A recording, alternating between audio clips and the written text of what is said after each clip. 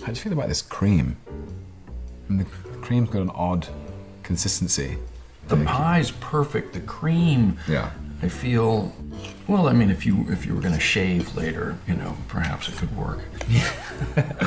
Did this deserve to get deleted? Probably in this case, but still, more Loki ain't a bad thing. We'll never say no to an extra serving of key lime pie with Loki and Mobius, but today we're gonna talk all about the craziest Marvel deleted scenes from the MCU's history from the beginning. Are deleted scenes deleted for a reason? Should they have kept some of these in?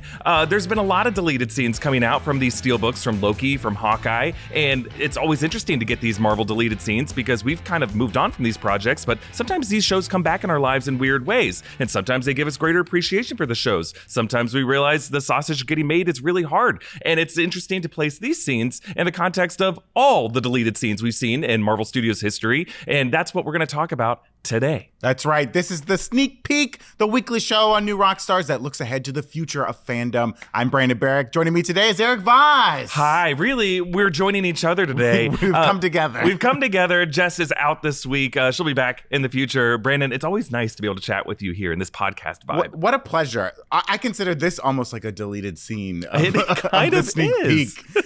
I'll be edited out soon. Don't worry.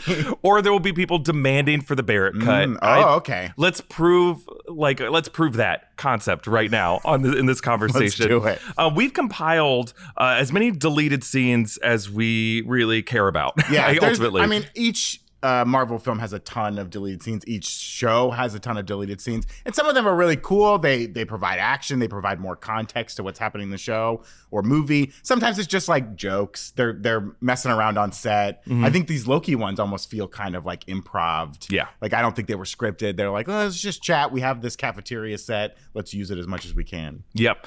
We posted on Twitter/X asking for your favorite Marvel Studios deleted scenes that you think should have been kept in. We've also just found some on a Reddit post from 2023 from in the Marvel Studios subreddit. And so we're going to be going through there and just from our shared collective memories. Yeah. And the reason we're doing this on the Sneak Peek is that it helps us to look back at Marvel Studios' past of shooting scenes, deleting them, and then sharing them with the fan base. Right. Because it says something about their general strategy and their approach to how they assemble these movies. And when you look back at 2008, Marvel Studios basically they earned what we can call a blank check for all their projects thereafter. If you go back and read Joanna and Gavin and Dave's book, MCU, The Reign of Marvel Studios, they have a whole chapter about how Marvel Studios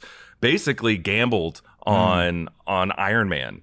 They were able to get a $500 million loan from Merrill Lynch, and they're like, well, if Iron Man doesn't clear that, basically Merrill Lynch will assume the IP of their most valuable IP at that point. There's a timeline where we're living in the Marvel Merrill Lynch verse. Really, that's definitely the case. And luckily, not luckily, it's due to the hard work of Jon Favreau and Robert Downey Jr. and everybody who worked on that Iron Man film, and it was such a huge hit that they were able to pay back the loan right away.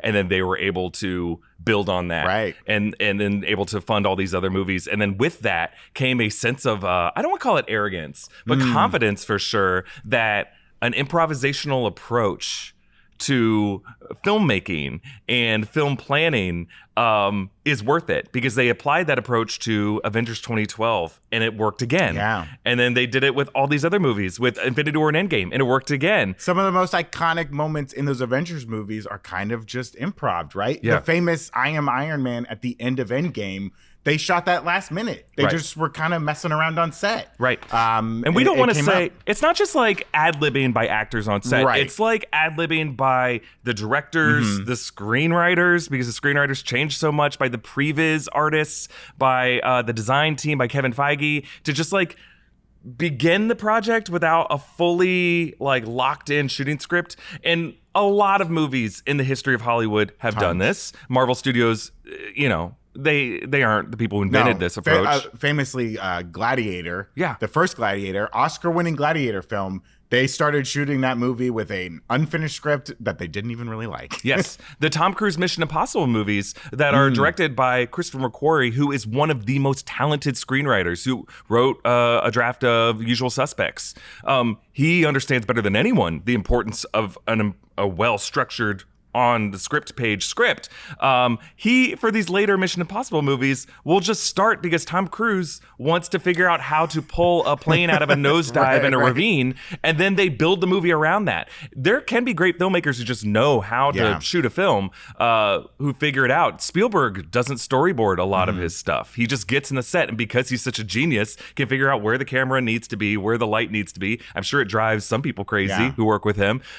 So film always kind of has like a devil may care approach, and people will accuse Marvel Studios of just like being too sloppy with this, but I think what makes Marvel different is that they will script out several different versions of scenes that have a lot of complex VFX, and they anchor themselves to a certain amount of canonicity and just like whether something's canon or not, everything has to interconnect. And I think you can approach movies this way if like, whatever, it's just this movie, it starts and ends. But in the MCU, it's like an evolving narrative. And the fact that they shoot so many different scenes that have varying degrees of canonicity to that evolving narrative is what confuses fans, but gives us a lot to talk about. And that's kind of the craziest thing I think about deleted scenes in the MCU, because all of these films and shows are connected, and they're just kind of going to keep going and going until, who knows, till Merrill Lynch comes back and says, no, we want to buy Marvel. Just kidding. But yeah, the fact that if they delete a scene, there are things that are said in that scene that could affect the next movie, affect the next show, affect things down the line. Like things they cut out of WandaVision, for instance. Because they cut certain things out, they were able to do different things in Agatha all along that maybe they wouldn't have been able to do if they had left scenes in the original WandaVision cut. Yeah. And we should also give credit to the editors, right? Yeah. A lot of times it's these editors making these cuts to make kind of the flow of the movie or the show feel better. And that's an important thing too. Like so many movies have been saved in the edit. Star Wars was saved in the edit, right? By George Lucas's wife. Exactly. At the time. At the time. Yeah. So yeah, huge credit to everyone who works on these shows and movies, but definitely the editors, because they kind of have that eye to be like, no, this isn't flowing right. We need to move this scene or take this scene out or just take out this chunk of dialogue. Yeah. The top reply, at least to our Twitter X post, was from Lynn Joseph, who indicated that the take a knee scene from Avengers Endgame was something that probably should have been left in. Let's roll that clip or part of it here.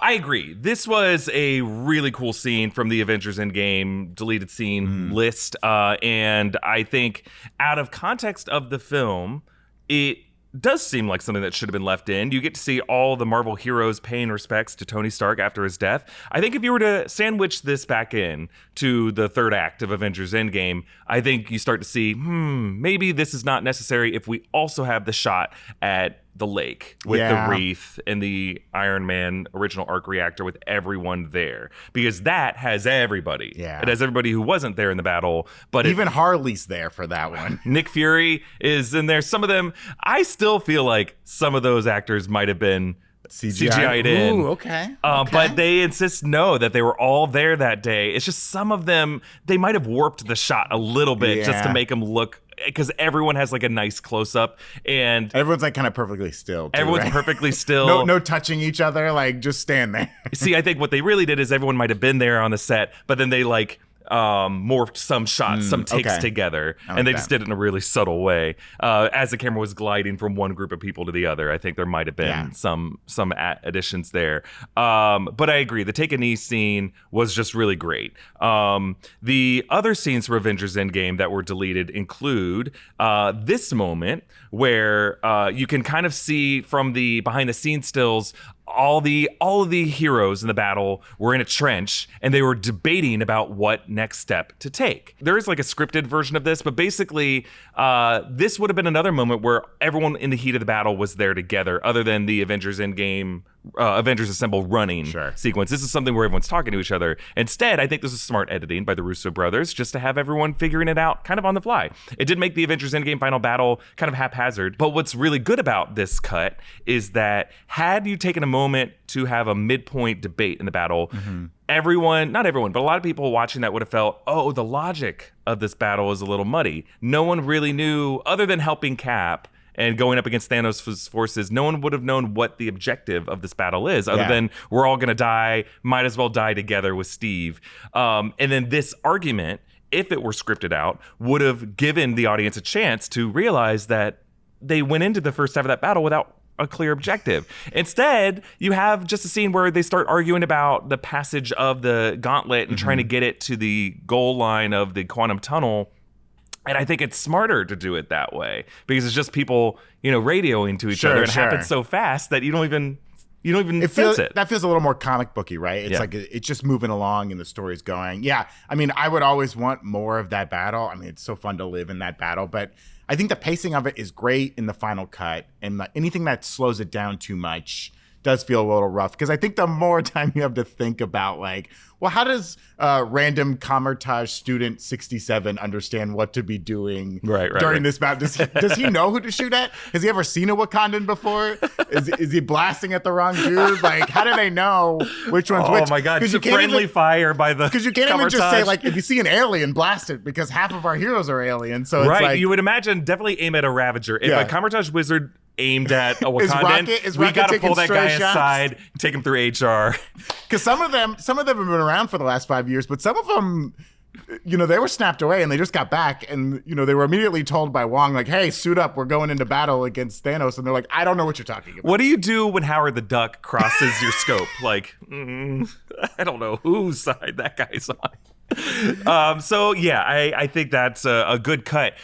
We all love the Avengers Endgame final battle, and it does a lot of things great. Right. It's not, in my opinion, one of the all-time best battle scenes in cinema. Only because I think what makes a good battle scene is a clear objective, twist in that objective, and the movements of the Endgame final battle, they have to serve a greater narrative agenda, which is reunions and payoff to 10 years of cinema.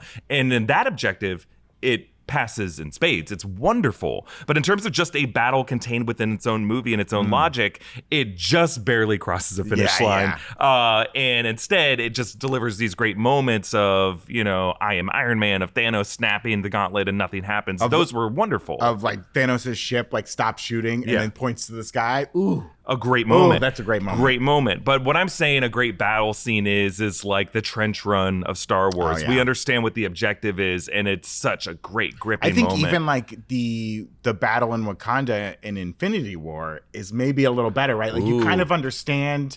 You have the Wakandans like defending the city. You got Cap there. They're pushing through the shield. The shield breaks down. Like, that battle really, I think you really get the stakes, and the fact that they lose at the end is kind of like, it's really well done. I think the Battle of New York might be the best battle scene in the MCU, just because it's a very clear objective. We know what the stakes are. Yeah. We know the government forces want to just nuke the city, and Nick Fury's role in that. The shadow government that kind of went away after that movie. There is a particular MacGuffin that they're all trying to get their hands on. When Tony Stark flies the nuke through the wormhole and is able to just kind of end that battle that way, it's such a cool moment. Like, I don't know. And it was on a familiar turf. I think the turf is the important part of the battle as well. In Star Wars, it was this eye-popping spectacle of what we think is a spherical shape, but it's so huge that, when you that get it feels close to planar it, in that way. And the way they were able to like bend our minds that way, and it all made sense, and it just felt like a ravine. The Battle of New York is just in Manhattan, in Midtown, and we know what that is. We were reminded of 9/11, even though they don't reference 9/11 overtly in that movie. The Battle of Earth in Endgame is just clearly a backlot set. And it's just a little muddy. And if it was in a more intact Avengers compound that had crazier rooms. They'd established where everything was in like the first act of the movie, so you really understood where you were going. Right. It would have added another $100 million to the budget of that movie to have to figure all that out. But there was a cooler version of this battle that existed, and so there's always a part of me that is just too much of a to fully appreciate the final. But I do love it as a Marvel fan. And I think the fact that they were able to pull off what they did, I think, is just a miracle. Yeah. So Can I bring up another deleted scene Sure. from Endgame? I really like this scene of Rocket dunking on the Avengers. Can we roll the clip That is here? so good. How long did you fight these guys? About 2 or 3 hours. Hours? The Chitauri, the suckiest army in the galaxy. Why didn't you just blow up the mothership? We didn't know that was a thing. You didn't know that was a thing! Everyone knows! Hey! And that's not a fully rendered Rocket. He looks a little rough. Rough Rocket. Rough Rocket. But I love that scene. It's just great because the movie, Endgame is all about revisiting the best moments from, the MCU up to that point. And like, that's just like a great little, like, almost like a fanboy moment of Rocket being like, you don't understand what a Chitauri is? You just blow up the mothership. Like to Rocket, Earth is this backwater planet of yokels that just learned how to fly. That is such a good one. And I do love when there's logic, like logic debates, because the MCU writers are really good about hanging a lantern on things. So Rocket saying all words are made up. This scene here, when they talk about killing baby Thanos, Rhodey doing that. Really great. Speaking of Rhodey, let's talk about another important deleted scene that came from the Falcon the Winter Soldier Steelbook release. Look like you're moving around pretty good now. Oh, yeah. And that upgraded procedure. Haven't had to wear the hardware for a minute now. Feels a lot better, I tell you. We talked about this on the channel before, but it's an important scene that indicates that Rhodey got swapped with a Skrull at a completely different time than the events of Secret Invasion indicated. Then Secret Invasion, it indicated that it happened after Civil War when Rhodey was injured and going through an MRI and was wearing a hospital gown. This indicates that it happened after Endgame. And I think that's so much better. Yes. Because it says Project Harvest was something that, Nick Fury was with Skrulls on the battlefield and that it could have happened sometime around then. It just makes more sense that way. Do you think because when they shot Falcon and Winter Soldier, that was supposed to come out, that was supposed to be the first Disney Plus series, right? And then the pandemic, there was a pandemic storyline in Falcon and Winter Soldier that they cut. WandaVision wound up coming out first. Everything kind of changed around that moment. But it did seem like they had Secret Invasion in mind when they were doing Falcon and Winter Soldier. They had that scene. They wind up cutting it because maybe after they started moving around release dates, they were like, well, we don't know when Secret Invasion will come out now. So they cut it. But I think Secret Invasion is rough. It doesn't seem to know what it's saying in that show. It has a lot of unanswered questions, and it's very confusing. But I would have loved to see this version, A, where the Earth is not affected with COVID, and B, a more cohesive build up to Secret Invasion, which was such an iconic moment in the comic books. Especially the second version of it. That it seemed like they really wanted to do that with the Disney Plus series, and they didn't get a chance to do it. And I'm afraid we'll never really get to revisit Secret Invasion in the MCU in like a meaningful way. And I think the big reason why is just the VFX technology of the Skrull shape-shifting. It's too expensive and just always going to, date the project. And you're not going to get your biggest stars to show up for like a Disney Plus series. You don't want to pay for it, A. Right. But you also don't want to be like, well, Iron Man was a Skrull or something like that. They don't want to do that to the fans, I think. Yeah. I think they were really afraid to make a real hero actually be a Skrull. No offense to Rhodey, but like if he's our biggest Skrull is Rhodey, like, it doesn't hit as hard, I think. I think that Secret Invasion was an example of Marvel Studios looking at the most popular comic titles and feeling like, oh, it was on their vision board. Like, we have to do a Secret Invasion thing. We already paid for Skrull technology, VFX technology, and Captain Marvel. We got to build on that. We got all these ears sitting around in the makeup truck. And they just feel so, like, I think someone at the studio is like, well, we invested in Skrulls showing up in Spider-Man Far From Home. We have to deliver on this. And I think looking back, there's probably people at the studio who feel that they didn't have to. That, like, they could have just done another Avengers movie instead, and it could have been about anything else, or just another character-centered story, or another season of Loki, or something like that. Like, I think what we're seeing in Phase 4 and Phase 5 is they don't always really know what they're doing. No. And that's their gambles paid off in the past. When you think about what makes your bed cozy, nobody's got all that bacteria at the top of their list. But what about bacteria? And with good reason, bacteria can cause breakouts and acne. That's why Miracle Made offers a whole line of self-cleaning, antibacterial bedding, such as sheets, pillowcases, and comforters that prevent up to 99.7% of bacteria growth and require up to 3 times less laundry. Miracle Made's fabric was inspired by NASA, so it's also thermoregulating. That means you'll sleep at the perfect temperature all night long. Plus, these sheets are crazy comfortable without the high price tag of other luxury brands. The secret to Miracle Made's antibacterial power is that their sheets are infused with silver that prevents bacterial growth. Bacteria can clog your pores, causing breakouts and acne, so sleeping on Miracle Made sheets is good for your skin too. Go to trymiracle.com/newrockstars to try Miracle Made sheets today. And whether you're buying them for yourself or as a gift for a loved one, if you order today, you can save over 40%. And if you use our promo New Rockstars at checkout, you'll get a free 3-piece towel set and save an extra 20%. Miracle is so confident in their product, it's backed with a 30-day money-back guarantee, so if you aren't 100% satisfied, you'll get a full refund. Upgrade your sleep with Miracle Made. Go to trymiracle.com/newrockstars and use the code NEWROCKSTARS to claim your free 3-piece towel set and save over 40% off. Again, that's trymiracle.com/newrockstars to treat yourself. And thank you, Miracle Made, for sponsoring this video. Let's look at more of the Disney Plus era deleted scenes. So we had the Loki season 2 deleted scenes we talked about. We had the Hawkeye scenes, the Falcon the Winter Soldier deleted scenes. Let's look at this deleted scene from WandaVision. Ma'am, are you injured? No, I'm not handsome, but I could always use some mouth to mouth.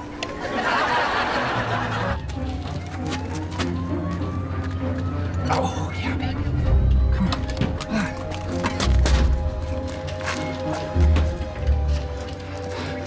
Yeah, so these are kind of 2 separate deleted scenes that would have come from the end of WandaVision. And I think part of what people felt missing from WandaVision was a bit of closure on the character played by Evan Peters. Agatha all along was able to deliver us some closure. But do you think this was needed in WandaVision? No, I mean, this is, Catherine Hahn gives a great little joke. It's awesome. We always want more Catherine Hahn. We didn't need that. I think it was very smart to cut out this Evan Peters thing because, establishing him as like the person that Jimmy Woo was looking for, on the witness protection list.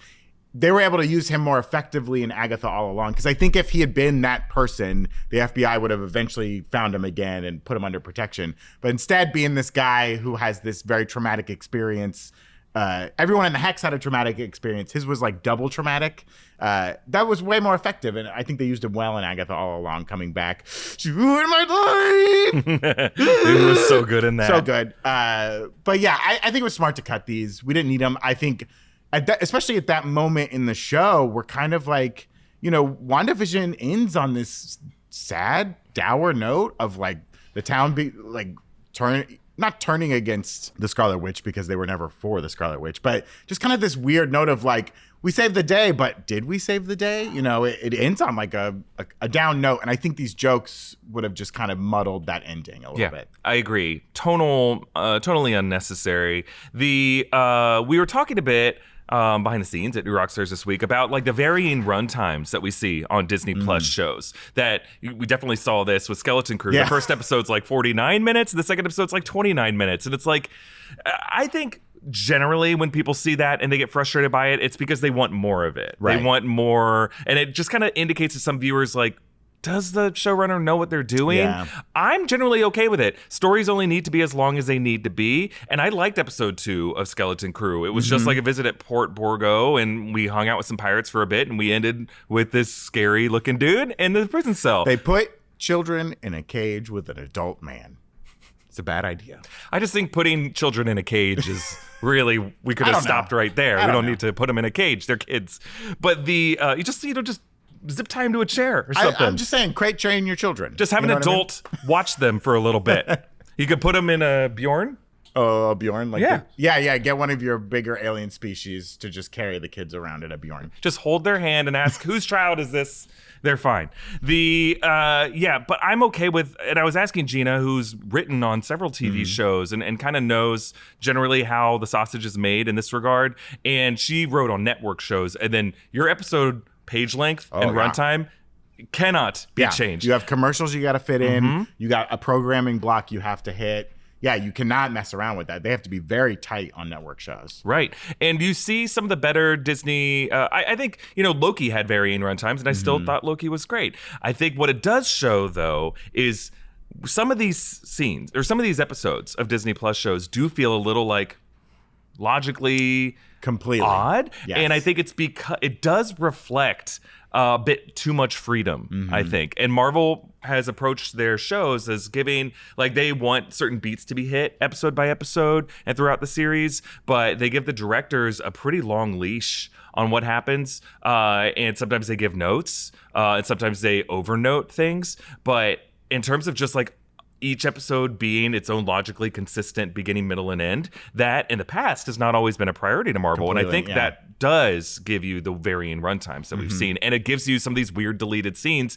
And it also makes you wonder, like, in that particular episode of Loki or WandaVision or Hawkeye or Moon Knight or Ms. Marvel, could we have cut more of that scene? Like, I have felt in a lot of these episodes where certain scenes just feel weird. In Secret Invasion, Nick Fury talking to Maria Hill's mom, I thought was a really poorly written and confusingly edited scene that could have just been removed. Yeah. I did not need that scene. And then after that scene, we didn't even think about Maria Hill ever again. It didn't even seem like what happened to Maria Hill even weighed on Nick Fury at all. I think they kept it in because they're like, well, we need to deal with her death. Right. We can't just move on. But it's like, I think the decision should have been just don't kill her. I think there were just bigger problems with that show. I think Colby Smulders would agree with you. I think they also put that scene in to be like, no, she's actually dead, because that's the problem with these comic book adaptations. We know in the comics, like, no one's ever dead forever, right? Except Uncle Ben. But with these shows, we're always like, well, they'll find a way to come back, especially in the multiverse saga that we're in. We know that they can just pull a variant from wherever they want and just pop them right in and we'll be fine. Do you think Marvel Studios, do you think fans care that it has such a long leash when it comes to experimentation with shooting a lot of scenes and then just plugging in whatever works best into the movie? Should fans care? And B, like, would Marvel Studios make better product by limiting their blue sky hopes and dreams? I think the fans definitely care more in these later phases. I think if you would have asked them when it was really running during like phase 3 if they care, they'd be like, no, they're doing a great job, let them cook, right? But now I think people are looking for reasons, or looking for a way to improve the quality of what they're getting. There's been great stuff to come out of like phase 4 and phase 5, but there's also been stuff that's been really rough or felt rushed or felt like executives had too many notes and they cut things out. All these Disney Plus series that we've seen from Marvel have been done in a non-traditional way for television shows where they have not had a showrunner. Post the writer's strike and actor's strike, that's going to change, right? All these new shows will have to have a dedicated showrunner running these series. And I think you'll see improvements because of that. Because traditionally they've just had like kind of a director overseeing everything and like a head writer. And they've lacked that kind of leadership role of someone with experience making television shows to have a story told over the arc of a season, but also an arc in each episode, which I think a lot of these Marvel series have lacked. Yeah. And they feel like you've taken a 4-hour movie and cut it into 6 pieces. Yeah. And like, piece 4 was fun, but like it didn't really tell a story on its own. Yeah, I think the Marvel fan base has grown more sophisticated in their tastes over the past 15 years. At the beginning of all this, I think we were all just grateful to have anything that was as good as this was. Yeah, we wanted more. We wanted more of this universe. Yeah, give us anything. And sure, there were gripes and quibbles, but overall, the fan base was just enthusiastic. A lot of it was there were other things to compare it to. Yeah. We, at the time, in 2008, remembered sorely the decade that preceded it of a lot of other types of experimentation, from the Tim Story Fantastic Four films, from some of the other X-Men films, from the Daredevil and Elektra films, from the Ghost Rider films. And we just kind of like we know what it could look like in other universes. Yeah. So to have Marvel Studios be so consistent with its project to project, felt like such a gift and a luxury. And then in the decade that followed, we saw what was once a pretty good X-Men universe at Fox start to fade in quality. So we're like, well, at least we still have the MCU and they're still plugging along. And when as X-Men faded in quality, that's when MCU reached its heights from going from all of phase 3 from 2016, 2017, 2018, and 2019. For the most part, all those movies were either good and successful, or at least very, very good, or very, very successful. You didn't have any bombs, Like Captain Marvel, people didn't like, but it still made $1 billion. Yeah. So I think that just that's when Marvel Studios was just crushing it. DC was going through a lot of fan disagreements, and people were torn in different directions over the actual quality of Zack Snyder's movies. A lot of people obviously loved them, but there were some people who wasn't for them. And they were trying to rush to that team up moment that took, the MCU a few years to get to, in 5 or 6 movies. They were trying to rush it in 3 movies, basically. Throughout Phase 4 and Phase 5, what has been the DC universe? They've been kind of in this reset period where they've been releasing these old sequels. 2023 had several just what was left, and fans seem to hate all of them. Yeah, I mean they delayed Aquaman 2 a whole year and then just kind of put it out as the last thing with a post-credit sequence of a man eating a cockroach. Right. Flash was I thought it was fine. People hated The Flash, and I still to this day don't understand how Stephen it bombed. King, he loved it. Stephen King loved it. Tom Cruise loved it. I think people saw those posts by Stephen King and Tom Cruise and a bunch of other people coming out of CinemaCon and just called bullshit on it, and then just refused to have an open mind about it. Also, all the drama with the star. Sure. But I mean, I just think the Michael Keaton of that movie should have gotten it $500 million. Yeah. It was not awful. No. It just wasn't it was part of a universe that people had just given up on. Yeah. And unfortunately they got beat by No Way Home, even though they were supposed to come out before No Way Home. Sony/Marvel slipped in underneath them and beat them to the punch. And I think by that point it felt kind of derivative. Yeah. I mean, we had everything everywhere all at once by that point. I still to this day don't understand how The Flash didn't do better. They poured there's been other movies that are worse that have done better with lesser stars and lesser elements to. I just don't get it. I don't get why that movie bombed. I just think people didn't have money. I think what it was in June 2023, people are looking at their wallets and they're like, God damn it, I'm so tired of spending money on movies that aren't great. And it just happened with that movie. Yeah. People were they had been burned too many times in 2023. And I think the DCU had burned up a lot of their goodwill too. I think people just didn't trust these movies anymore. Even though it was a different director, it wasn't Snyder, they just were kind of done. Yeah. I think they just felt burnt. Yeah. So I think what it is there's really no actual rival to Marvel Studios. Sony is doing their best. But even Sony is having to join hands with Marvel for their biggest character. So I think a lot of people are looking at Marvel Studios now and the spotlight is on them because there's really no one else right now who's actually putting the effort Marvel Studios I don't think anyone should try to do it. I think Marvel is frustrated with the position that they're in. Because I'm sure they would love to make another Iron Man movie, but they're like, how are we going to do this? We either have to start all over, or we have to explain why there's a new Iron Man. I say this a lot. I think they regret doing the blip so much. It was such a great narrative device, and it works so well for Infinity War and Endgame. But now all that ever happens is a new character is introduced, and we're like, were they alive during the blip? Did they get snapped? Yeah. How did they deal with this? And I think the weight of story they have to consider when writing anything for the MCU now has got to be just so unbearable. I know. And I think it's smart of James Gunn to be like, hey, we'll have this connected universe, but I can also have Elseworlds, and the Elseworlds, I can do whatever I want. This burden of telling this story forever and ever and ever is a lot. And I think it's cool and it's a great experiment, and I'm impressed with what Marvel Studios has been able to do, but it's definitely, they are feeling the growing pains hard. Yeah. The spotlight in 2025 is about to shift back to DC with James Gunn, and we'll be talking about that a lot next year. Oh, yeah.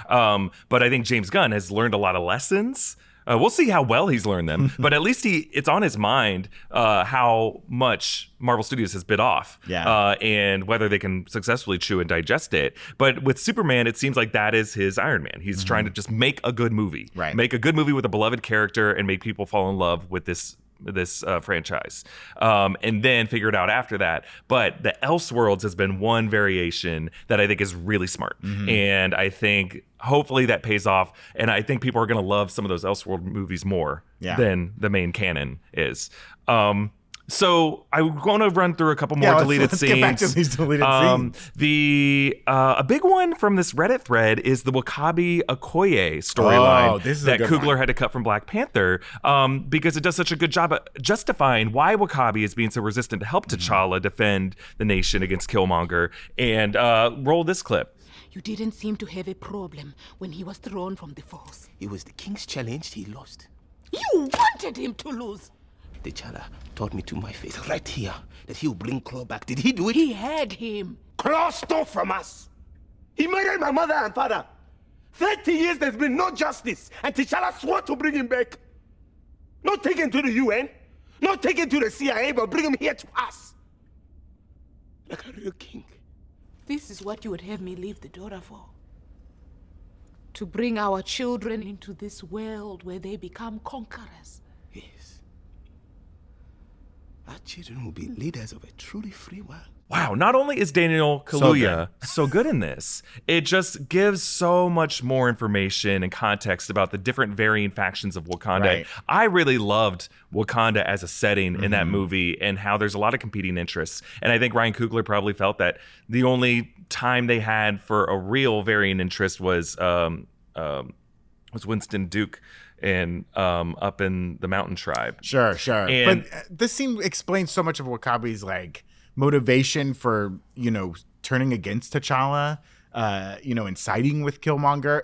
Take 2 minutes out of that fight at the end and just put this scene back in, because I think this is way more impactful, and it shows so much of what's going on in his mind and like how the burden of his father weighs on him.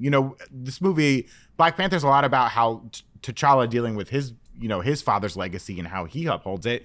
W'Kabi had, insanity had weighing on his shoulders and was still supposed to be loyal to this country that had like burned him and his family.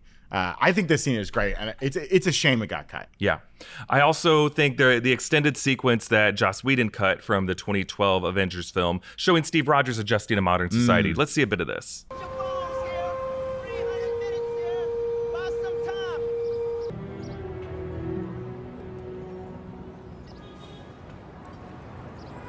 Waiting on the big guy? Ma'am? Iron Man. A lot of people eat here just to see him fly by. As for her number, you moron.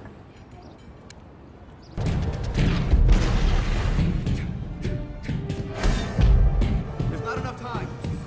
I gotta put her in the water.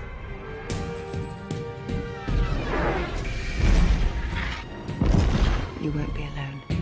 Oh my God. This guy's still alive.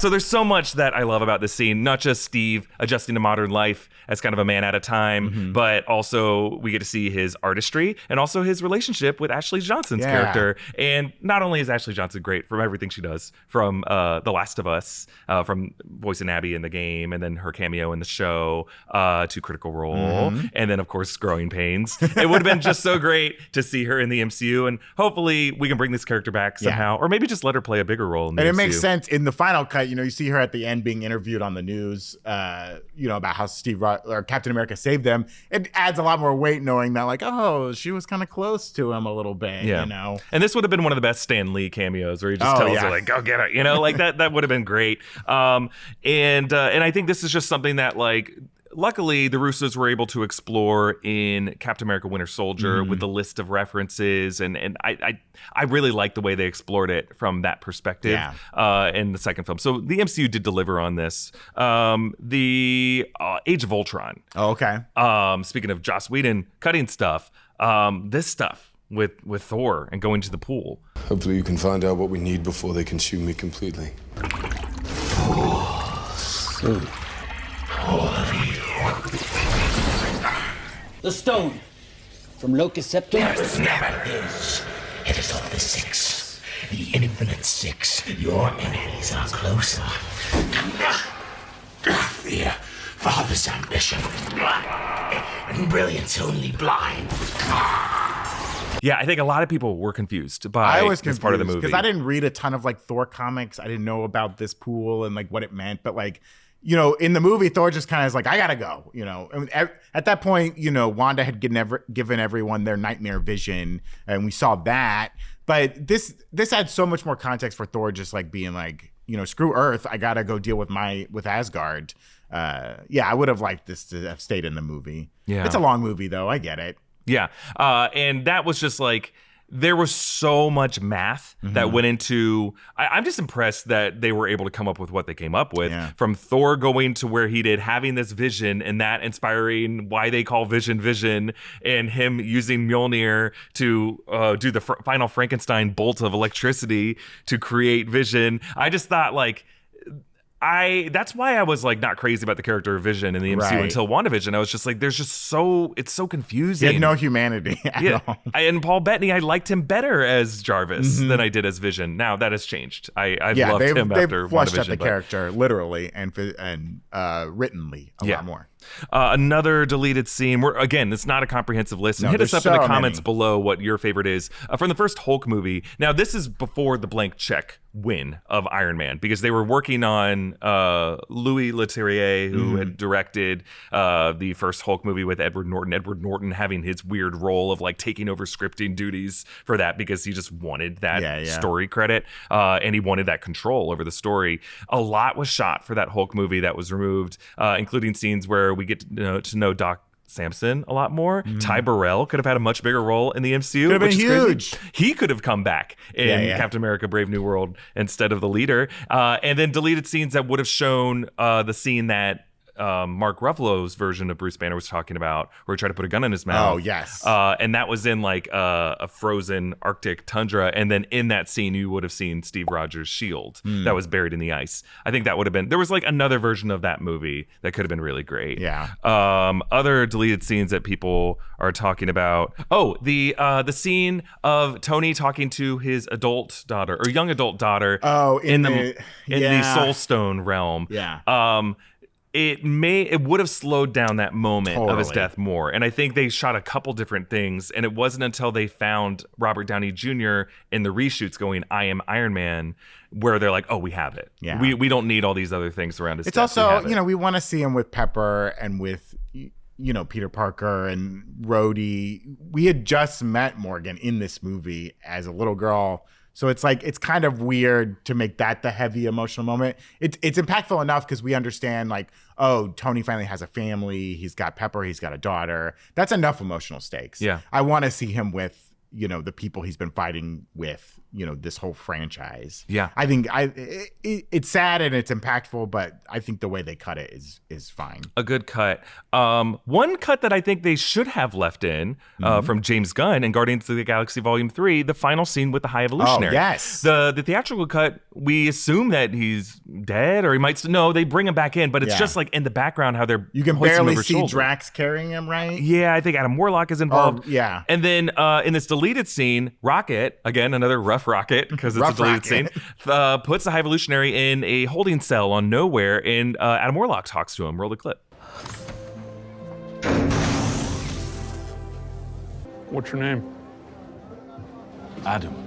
Adam? No, Adam ain't no hero name. You need something metal. I like Adam. Adam by itself sucks. This would have been great. I think I really needed some context on what happens with the High Evolutionary. And I'm also just not, like, I think Chiwetel Ejiofor did such a good job with that role. But, like, the fact that James Gunn after the fact was saying, well, he's not the High Evolutionary, he's Herbert Wyndham. Or he's not Herbert Wyndham, he's the High Evolutionary. He's different. It's like, well, you had such a great actor. Why didn't you have like a great idea in mind for this villain? I think he only cared about this villain and how he connected to Rocket, which I guess is important if you consider Rocket the protagonist of the story. The villain should only be some kind of like foil to the hero in some way. That's an efficient story. The hero doesn't need their own backstory in their own journey, but they can, and Marvel movies have done it before. Thanos had his own agenda. You could have done that, and he just chose not to, and we just were left with questions about this wonderful performance and what could have been. I do appreciate, though, that the High Evolutionary was a capital V villain with no redeeming qualities. Yeah. I think Marvel gets a little like, oh, all these villains have their reasons, blah, blah, blah. No, just give me a bad guy every now and then. I appreciate it. Yeah. A lot of deleted scenes from the Spider-Man movies, including stuff that we saw in the trailers for Far From Home, Peter fighting the mafia in the Italian restaurant. In No Way Home, there was like a set photo of Tobey Maguire's Peter Parker fighting Goblin. And we didn't really get a good fight between them, and that would have been awesome. Gabby, you gonna cry? Yeah, I would have. Yeah, I needed that, man. There was just like... How crazy to be like... Tobey Maguire, Peter Parker, and let's see the Goblin again, a man that you murdered. I mean, you jumped out of the way, but you let it happen. You knew it was coming. Did No Way Home need Jamie Foxx Electro, Rhys Ifans Lizard, Thomas Hayden Church Sandman? Did it need it? I liked it, honestly. It kind of redeemed all those characters. Not Rhys Ifans, I think. He didn't get much of a redemption. You need someone to justify Andrew Garfield, I think is what they were thinking of. But why can't Andrew Garfield just come in and the one thing he wants to fix is what happens to Gwen Stacy? And he's able to fix that with Zendaya.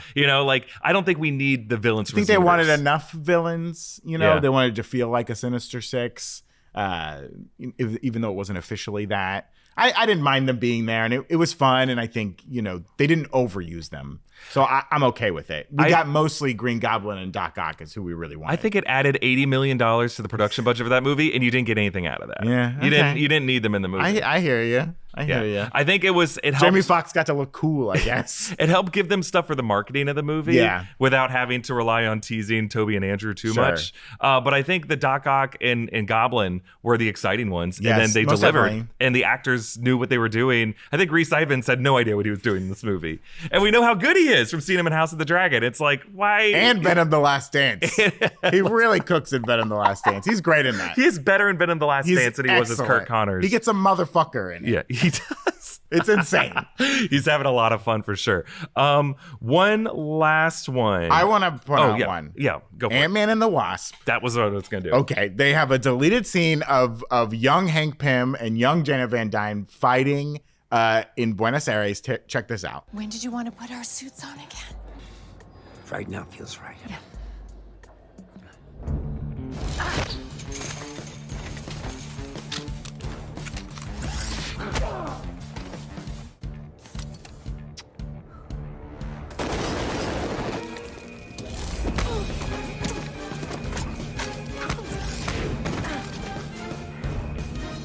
Henry, the quantum tunnel.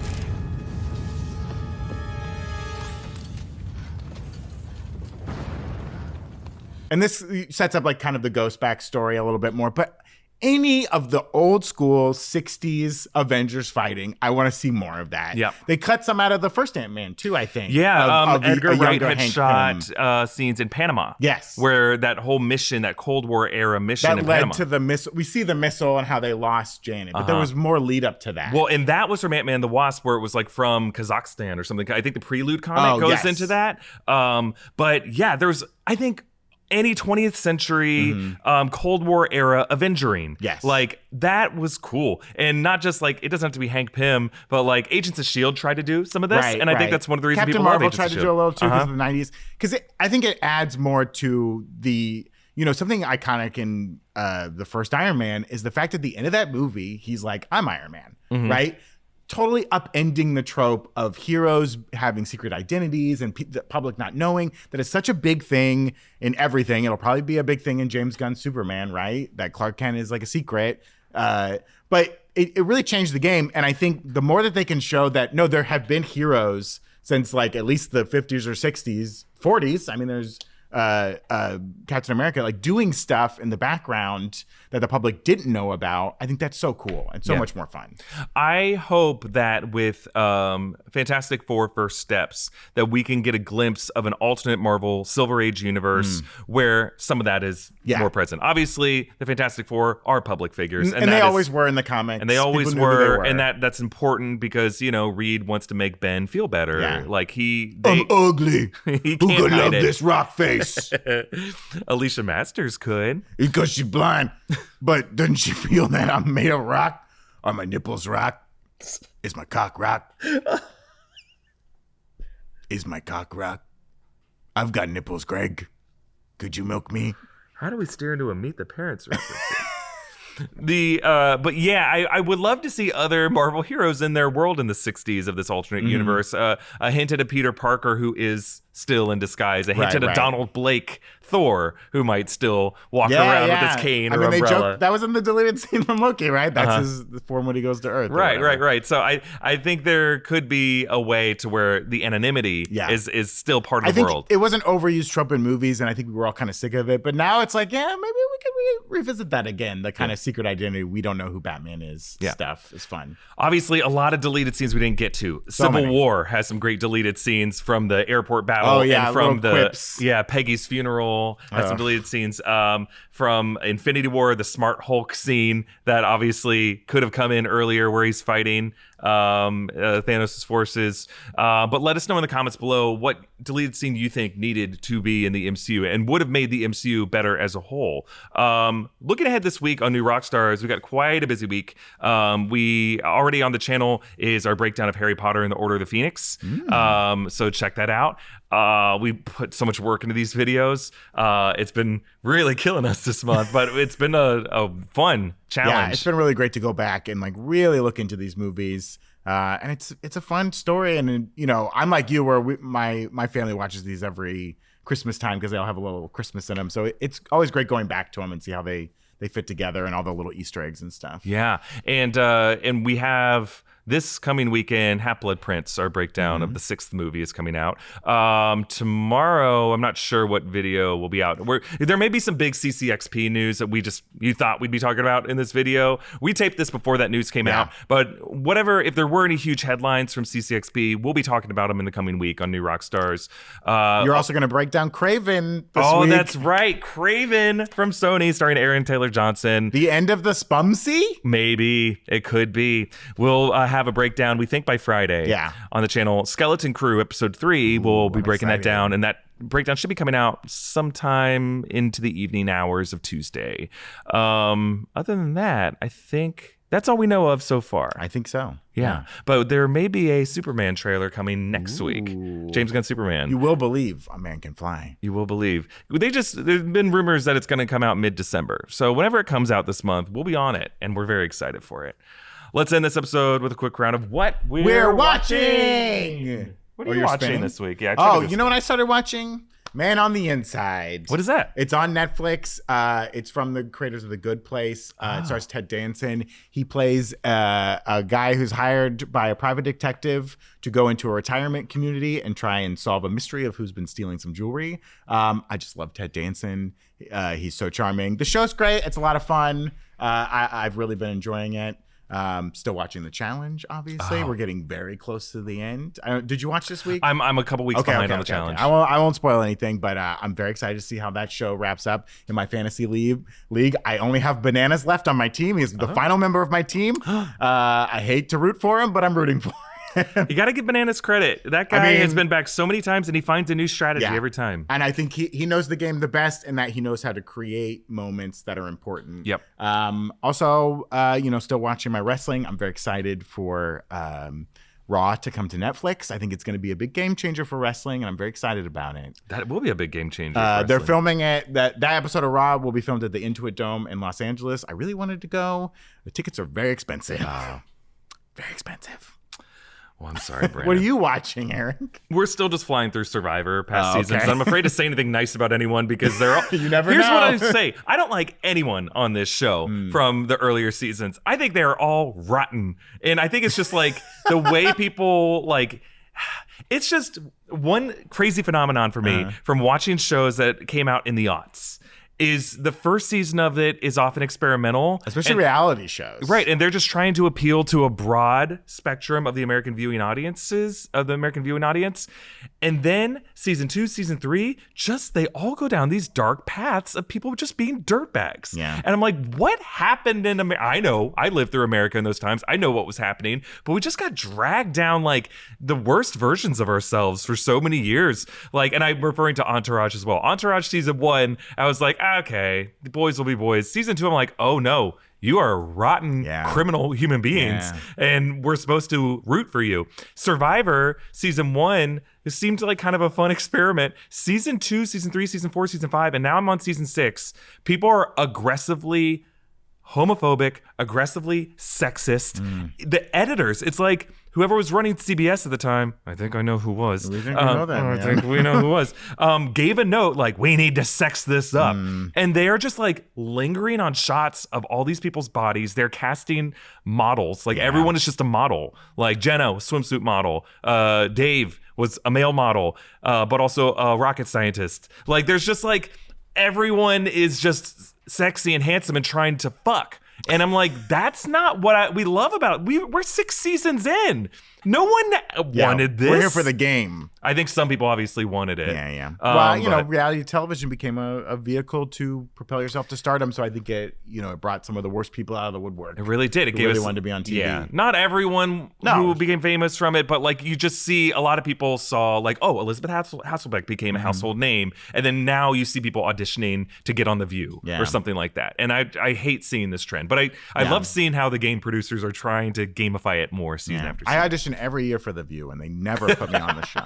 Absolutely disgusting. Whoopi, I think you're holding me back. I think it's Whoopi who's keeping me off. I mean, even season 5, and I did research this guy, the guy who wins Thailand, does some bad stuff later on in his life, and people like his wife who like shows up on the show. Like there's issues between the two of them. He presents himself as a used car salesman, and then if you look him up, he was a softcore porn actor on Cinemax shows. There's nothing wrong with that. There's nothing wrong with that. Nothing wrong with however you make your money, especially in this case. Yeah, but be proud of it. What the issue was is he presented himself as a used car salesman, and they shot this B-roll of him on like a used car lot, like he's in a Coen Brothers movie, and it's like, just say that you're an actor. Well, that might be CBS being like, we're not gonna say you're. I think that's what it was. Yeah. But the fact that he won, I think, is the bummer of it. Like he won $1 million, and it's like he was doing fine as he was a successful working actor, and it's just weird that I think part of it was in season 2. Jerry on Survivor Outback, her thing was always aspiring actress. It's always like, you don't have to say aspiring. No, you can just say you're like, doing the work. You're doing the work. If you're auditioning, you're a working actor. You're a working actor. Come on. But like, I don't know if that was CBS at the time. So I think people were like, I'm not going to present myself as an actor. I'll say whatever my side hustle they didn't is. want to say they're an actor. It's like when you watch Jeopardy and they'll say like originally from a city not Los Angeles, because they have to have a lot of contestants who like live in Los Angeles who are basically they're there by standbys because they can call them in if something goes wrong or whatever, but they don't every week want to be like, hey, it's another person from Los Angeles. So but it creates a stigma of people hating California and Los Angeles. That there's I'm just 10 million about. People in Los Angeles County. There's a lot of us here. Yeah, a lot of blue collar workers, a lot of middle class workers just trying to raise a family and exist in the city and work in this industry in some way or another. But everyone just has this perspective. Like, I'm going off on my rant here. Here we go. The best off people I know in my life do not live here in California. They live in like Austin, Texas. They live in Florida cities and they have nice estates and seem more disconnected from the day-to-day working lives of most Americans than people in California do. But I know I'm living in my own bubble and I have my own biases. But I just feel like everyone beats up on California in this country. We're not it's so like bad. Everyone I know here is pretty normal and well-adjusted. We're pretty nice. Yeah. Pretty nice. I was never more fearful for my life in terms of like crime than when I was living in Gainesville, Florida. Because people would come into Gainesville, Florida for game day and would beat the shit out of people and would break into cars. And it was a scary time. Yeah. And living in Los Angeles, I know I'm also have the privilege of like being a guy over 6 feet tall who's like, what a humble brag. Update the Wikipedia, folks. We just got confirmation. He's I'm over not 6 5'11". When as I get older and become 5'11", I will not be 5'11". I will be 6 feet exactly. But I'm just saying, like, because anytime I say this among my friends, like all the women in the room are like, shut the f up, dude. So there's I just a lot say, of privilege. There's a lot of privilege. It's just like.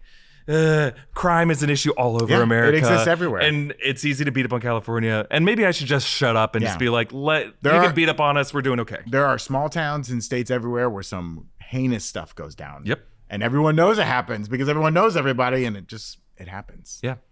Well, there's just a lot of people who live here. Yeah.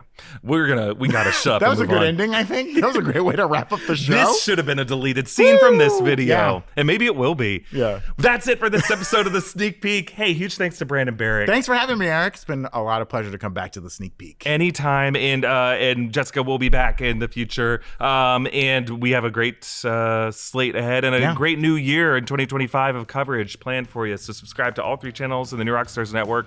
Some really great merch options at nerdright.shop. Some really just cool shirts and hats and things that make great gift options. Yeah, it's not too late. Get them in before the holidays. Get them in and subscribe again. And we'll see you next time. Bye, everybody. Bye.